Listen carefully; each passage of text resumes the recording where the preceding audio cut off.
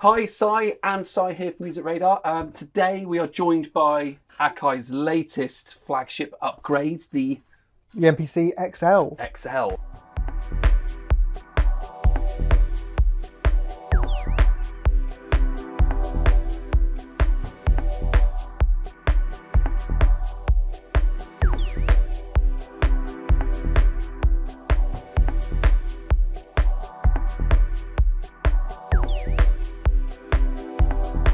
This, obviously, the more recent update from Akai was the Live III. So the Live III, which we covered last year. Yep. This is the third generation version of the MPC Live, which we really like. It was one of our favourite things last year. It got a massive upgrade. And now we've got the MPC XL, which is it's both an update to the MPC X, which original version of which arrived nearly 10 years ago. Yeah, 2017. Right? Nearly 10 years ago. They did like a special edition version, didn't they, in that meantime? But which was grey. But we haven't had like a proper overhaul to that. Yeah. So this is updating that, but it's also kind of a update on this, and kind of like, indeed, obviously it's bigger. Yes. Does more. But in some ways also kind of does less. So that's what we're going to talk about today. Okay. So MPC XL, this is, it's worth saying, only just arrived with us really recently. We haven't had a chance to like properly test out everything on it. No. We've played around with like the new features. So what we're going to do today isn't like a proper in-depth review. We'll write that up. You'll find links in the description for this. That'll be then, yeah. But what we are going to talk about is what this does that doesn't do. And vice versa. And there's a few things that doesn't do, that this doesn't do. Correct. And so why might you want this? Why might you not want this? Yes. That's the question we're going to aim to answer. So let's go for it. Let's jump straight into... Let's talk about the MPC XL. Yeah.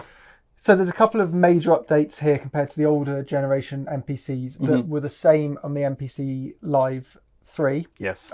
So like I said, we'll link to that video. I'm not going to talk about much in depth here. A couple of things like the new MPCe pads, which are these like multi-expression pads. They've got kind of the 4 quadrants. Yeah. It's a bit like MPE, like that kind of expressive MIDI, but it works a little bit differently. So you can do things like trigger different samples across the different quadrants of the pads. Yes. You can use them for modulation. Yeah. You can use them for rolls and things like that. I really enjoyed them on the MPC Live. They're basically the same here. They're still really good. Yes. Still really nice touch. On the whole, they were a vast improvement on the previous. You can do interesting things with them. They feel really nice.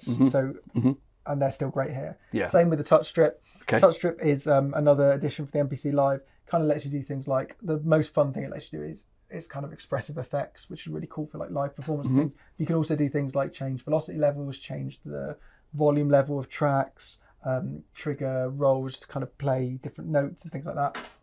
Again, pretty much the same as we found on the Live. So it's still a welcome addition. A performative improvement. Yeah. Yeah.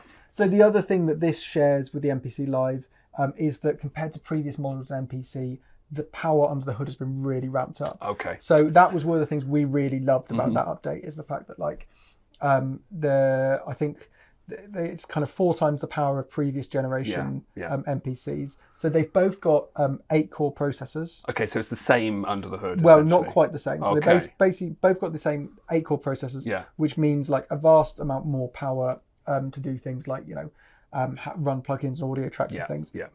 However, this upgrades things further still. So there's 8 gigabytes of RAM on the MPC Live III, and there's 16 on this. Okay. Which means you've got even more power for, like I said, things like plugins, effects, and things like that. So you're going to be running more tracks in the MPC. Yeah, software. Which makes sense because, as we touched on, the size of this and the fact that, like, that is designed to be picked up and carried around and be a bit portable. A live tool. This is not. This is a studio centerpiece in every sense of the word. Yeah, it's a big, heavy thing. You're not going to be sticking this in your backpack and going anywhere with it. So it kind of makes sense that it's a bit more of a.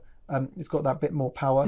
There's also more storage. Okay. So there is double the storage. So it was 128 gigs on the MPC Live III. And that's been doubled. So 256. Yeah, so 256 input storage for here. So again, studio centerpiece. It's really useful having that extra. Both expandable, of course. With USB. Both are expandable, but kind of straight out of the box, this is. There's kind of more power to it already. Yeah.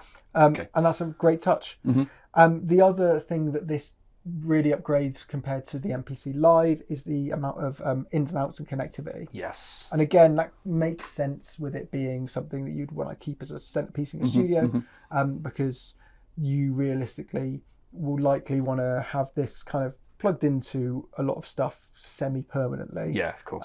So that you can kind of route things in and out without plugging things and disconnecting things. Yeah. So on the back here, we've got an increased number of inputs. You've got these 2 combination inputs. I can't really see what I'm doing here. I'm just sort of you can fondling it up. Yeah. 2 combination inputs, which will kind of put XLR or TRS connection here. Then you've got 2 TRS jacks next to it. We've got 8 outputs on the rear as well, so the main outputs plus 3 kind of stereo pairs of additional outputs. There's RCA inputs as well, isn't there? Yes, there is. Yeah. There's a somewhere. Again, we're kind of like, it's a sort of those ones. There we go. The problem with this being big is that we have to like lean over and just guess what's on the back. Yeah. Not having to guess on the front, there is also 2 instrument inputs, which we'll kind of demo in a little minute. Foot switch. And a couple of foot switch ports as well. Beyond the audio connectivity, you've also got 6 MIDI ports on the rear here, so kind of increased on the number there. Yeah. You've also got twice the amount of CV connectivity. So you've got the 8 CV ports instead of 4 on there, and those are kind of the 2 pole ones. So basically you can use each one for 2 CV messages. Yes. So that's kind of great. Bit of extra connectivity. You've also got your SD card and USB on the front, along with the kind of USB connections on the back. Yes. Yeah. So there is a lot that you can do to kind of hook gear up to this. Yeah. And one thing that I really like about the MPC XL with its kind of new layout here is that you've got this nice, this bit up here, which kind of gives you hands-on access to some of that audio routing. Like, it's not completely comprehensive, but like what we can do here, we've got switches for like fans and power, switching between the front and rear inputs, gain controls for some of the for the kind of main audio inputs and things like that, and that is stuff that you kind of have to dig in the menus a bit with some of the other MPCs. So yes, and an improvement on the X is that there are better metering.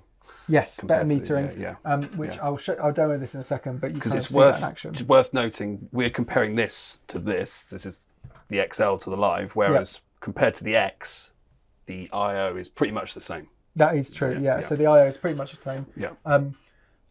Which again, I don't see necessarily as a bad thing. I think it's a good amount. They nailed it that time round. Yeah, it's a good amount of connectivity. Yeah, I think the extra USB port is the most notable difference. Yeah. So other things that this has got the MPC Live doesn't is the you can see it's a slightly larger screen. So this is 10.1 inch. That is 6 something. So around that area. You can tell it's bigger. It is bigger. And then this one can angle as well. So I can put that down like that. We can have it flat, or we can angle it here. One thing I will say is that you can see around the back, the angling relies on this kind of slightly old school wedge kind of the little metal thing, which is a bit stand kickstand thing. Feels a little bit old school to me. But a little bit precarious, but it's alright. It feels fine. Like I say, we're not trying to move this thing around, are we? So it doesn't really matter.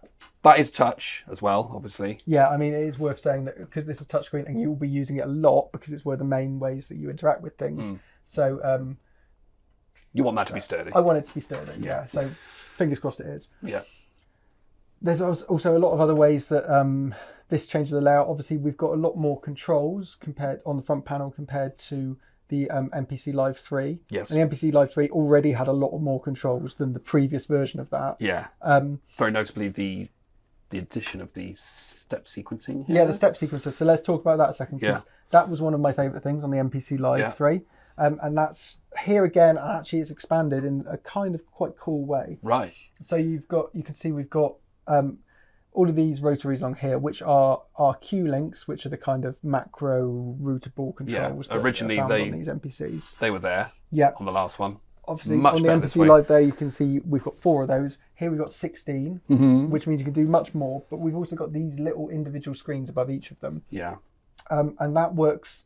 That can do a variety of different things depending on kind of what screen you're looking at and how you're controlling stuff. Yeah.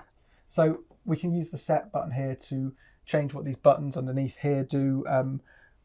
we can use like drum sequencing, note sequencing, step editing, clip launching, which is another thing added for the MPC Live III. Yeah. And then you've got these cue links above here, and what these control kind of all depends on what area you're in, what you're looking at the time. Yeah. So, for example, if I was to go into a let's just go new track, and I will quickly add a plugin. And you can see, and if I go call up the plugin interface here, you can see now that I've got these all as controllers to adjust, the parameters on the plugin, which are kind of mimicking what's going on the screen there. Yeah. Which makes them very versatile and very nice, and you can do a lot there. Let me jump back to the track.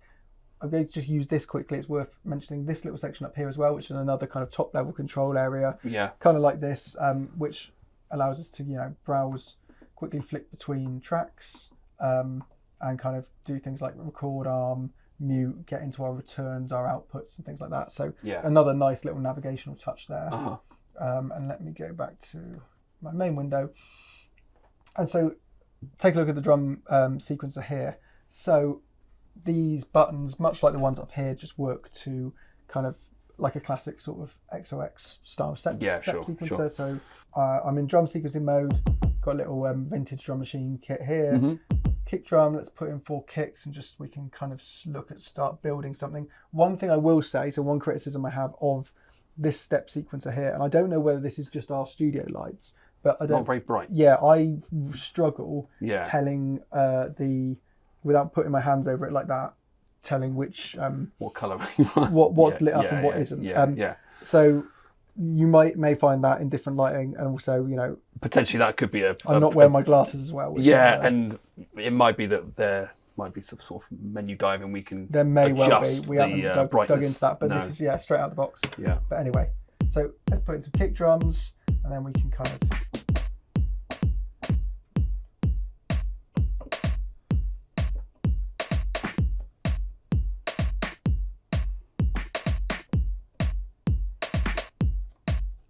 Then say if I want to tweak one of these steps, what I can do is press set, go into my step edit mode here.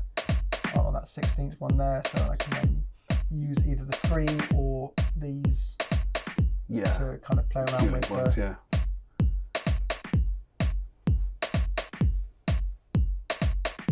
Nice sort of standard sequencing fare nowadays. We've got probability, we've got nudge. Sort of micro all the stuff that you want to find on these things. But we can quite easily start step sequencing some things. But also, obviously, step sequencing is only one way that we can input things on the MPC. The pads are very much designed for playing, so you can quite easily like overdub. Like, let's go for example, hit my little overdub thing here.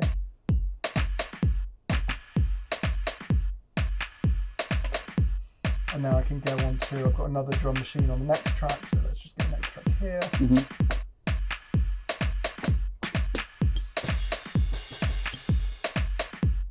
then the next one. Let's go on this one. A little hi-hat here, and let's use note repeat and just do a little.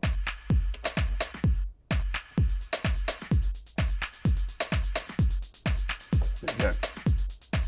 So, as ever, the workflow is fun and easy. What I'm not going to do here is obviously a big part of the MPC workflow is sampling and kind of sample slicing and things. I'm not going to go into doing that now. We did all that with that, didn't we? But one thing that's nice that's been added with these extra controls is you've got this little sample section down here with these 2 buttons, which means we've got single button access to chopping samples with that one, and also to the stem separation, which is one of the more recent features, and it's also worth saying one of the things that really benefits from that extra power, because whereas there was stem separation on the previous generation MPCs, it was using a kind of more efficient and low quality version, whereas you've now got the full same version you find in the desktop version of the MPC software, which is really good quality and nice and easy to use now that you can just access it from here. So a few other things worth mentioning. I've got this subharmonicon plugged in here, so let's just take a look at I mentioned that because again, as with the MPC Live, one thing I really like about having the step sequencer here, as well as the pads, is it gives you two nice ways to control analog hardware like that. I've got the CV gate and pitch coming out into this here, and I can just play that with the pads like this, or I can go into note sequencing here, and then I can just which I'm not going to do, I can start inputting notes individually and kind of sequence that like a sort of old school analog style step sequencer, which is nice. I touched on this. I've got, as you can see, I'm controlling this input from the synth here using this, but we can quite easily flip over to, I've got you to plug in a guitar here. And just to demonstrate how handy it is. Guitar plugs in there. I can just quite simply flip this to front inputs now. There we go. And so that's just a nice little example of how easy it is to kind of, keep an analog synth plugged into the back and then a guitar plugged into the front, and you can use those two different inputs. So those are some of the kind of first impression things that I really like about the kind of workflow and this. I have got a couple of misgivings, like kind of just some flavour already, like it. So misgivings and kind of things why you might still want the MPC Live rather than this. So one thing I will say is that the extra controls here do make navigation more speedy. Like as in like there's, like I said, there's kind of, it's easy to browse through different windows because there's a lot going on in the MPC software these days to its benefit. And it's quite easy to get lost, and you do have more options to browsing. However, I do, and this is, like I said, having only got my hands on this recently and getting up to speed, I do find that there is a few ways that it's easy to get confused with this. So like, for example, one thing that I think is a slightly odd choice is that you have two different buttons here, both labelled arrange. And so what the difference with these is, this is your navigational area here. So if I press this here, it comes into the arrangement window. We can also go into like the grid editing and sample editing things. So it makes sense in that, you've got your different windows. And what this one is doing here is toggling whether you're following the arrangement or not, and whether you're kind of looping. So it kind of makes sense having them as two controllers, but I find it's a slightly weird decision to have two buttons that are labelled the exact same thing. Another thing is that like you've got this big rotary here, which is kind of big and chunky, and is your main thing you use for kind of browsing. Let me go on to let's go onto my synth track, for example. So if I go into presets, it's your main thing for browsing through lists and menus and stuff like that. It's the one on the MPC Live is a clickable one. This one isn't. You've got instead this kind of navigational thing here with an enter thing. The navigational buttons are handy for getting around. But you wish that could do it as well. Annoys me because it feels like on most modern bits of gear, everything's like that, and I wonder how long I would be using this before I don't keep just trying to click that to select things. For a machine that's designed to have many different ways to do the same thing, that is a notable omission compared to the fact that does it as well. There was Go on. No, you're going. No, you talk about the negative points quickly, because I've got a couple of plus points I wanted to mention. Okay. All right. So a couple of things that, not necessarily negative things, but things that you don't get that you do get on the MPC Live. Sorry, that's what I meant to say, yes. So the MPC Live is obviously designed to be portable and be taken around. And because of that, it kind of has some portable centric things that you don't get on this. One being, for example, the built-in battery. So the MPC Live you can use completely anywhere without plugging it into anything. That's not true with this. This we have to keep plugged into power. But you lose the inbuilt speaker on this, which kind of makes sense because you're going to leave this in a studio. This is going to be You're probably going to have like monitors plugged into the output all the time. Absolutely. But that being said, that's a great addition. Bear in mind, I hate speakers on most music gear. It's a pet hate of mine. Mostly is that people insist putting built-in speakers on music technology gear because normally they're just really bad. You never want to use them. This is the one exception. Like genuinely, the speaker on that sounds really nice. And the bass reflects off of whatever they're doing with the drivers, and it sounds really good. And it's really impressive. Kind of miss it because like even if you're going to keep this plugged into your your studio setup with all your monitors and things. The idea of being able to just turn something on without turning on a set of monitors, if you're literally just 5 minutes in the studio, being able to flick something on, you just do something or mess around without things. Yeah, it's not as standalone as your Live is. The other thing that I particularly would miss on this, which again kind of makes sense, is the lack of this The microphone, which is built in, and again kind of makes sense. You've got rear panel inputs, you've got front panel inputs. You can quite easily keep a mic for whether you're doing vocals or sampling or whatever. But I really like the way on that you can very quickly just sample finger clicks straight away, rattling of a keys, hitting a bit of percussion, and it's not the best mic in the world, but it sounds decent. Yeah. And it's a shame not to have that on this. Yes, and sort of in keeping with the fact that the front panel is, you've got your instrument and your foot switch. It'd be nice if they included a combi port, so you could have a microphone plug in. Yeah, like a front panel. Just even if it was switched between those two, yeah, it would be nice. Yeah. So it's worth talking about the price of this. So it is coming with an RRP of £2,500, $2,900. So it's an expensive top level thing. Yes, absolutely is. Yeah. I don't think that price is necessarily unwarranted. It's quite a big jump up from the MPC Live, but you do obviously get double the RAM. You get a lot of kind of control, a lot of I/O. Yeah. All that. And it's a bigger thing. And all of that stuff is high quality. Apart from a couple of things, like I said, with this little stand and things like that, generally the build quality film's really robust, and it's a kind of a big chunky thing, lovely pads and stuff. Yeah. Me and Adam behind the camera were discussing before we started filming that what we think about the look of this. Oh, the sort of half grey, half black. I can't decide. It's definitely got a bit of a retro thing going on. I would file it under something that I think is ugly in a way that I don't dislike. I quite agree. Do you know what I mean? But from a kind of a control perspective, the contrast of black on grey, whatever, beigey grey, whatever that is, that works for me. It's a lot easier to use. Yeah. And talking again about the sort of interface generally, I'm a big fan of the fact that because your Q links were originally here when all the 16 were there and they had their individual OLED screens with them.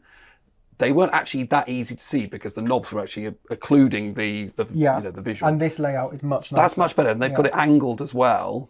So this layout is perfect, I think. The only thing I would say is that it's perfect if you're a right-hander and I'm left. Oh, we'll have this. They have this thing every time. That's fine. You're the minority. Get with it. Yeah. No, joking. But on the whole, I do really like this. I would say I'd put it under.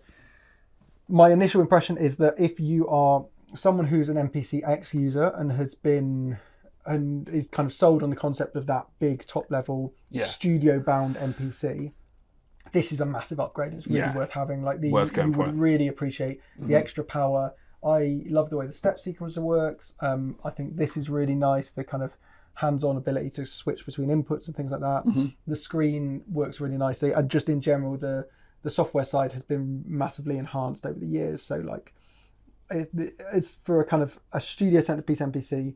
It's definitely the best we've seen, and it is a big improvement on the MPC X. However, I'm still on the fence personally about if I was going to suggest someone getting into the MPC ecosystem. Yes. It very much depends on what you want to do that for. If you're someone who just wants to kind of quickly sample and throw together beats and kind of do things like that, then the MPC Live is still cheaper. It's more portable and probably a bit more fun, I would say. Yeah. It's losing what it lacks in the raw power under the hood. It can do a lot more, I suppose, because you can take it wherever you want. So I would say it's, the big consideration comes down to what you want to get out of the MPC and how you're likely to use it. What sort of user are you?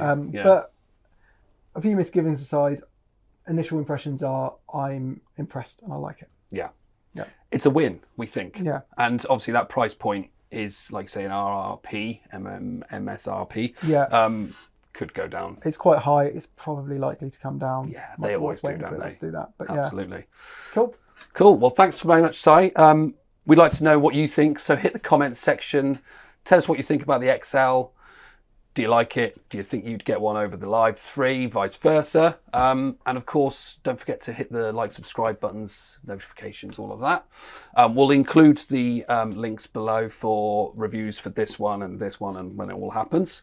Yep. And until then, the next time we will be doing more gear demos for you in 2026. So yeah, until then, cheers. Thanks.